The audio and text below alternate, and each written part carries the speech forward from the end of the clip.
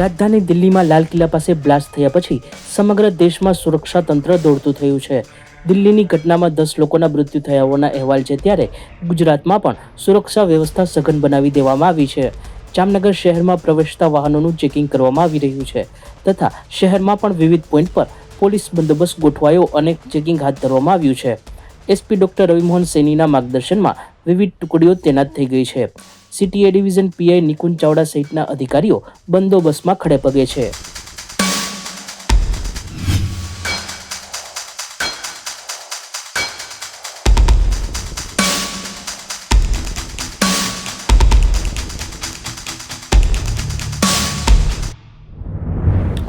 દિલ્હીમાં બ્લાસ્ટની ઘટના પછી યાત્રાધામોની સુરક્ષાને લઈને સરકાર સાબદી થઈ ગઈ છે।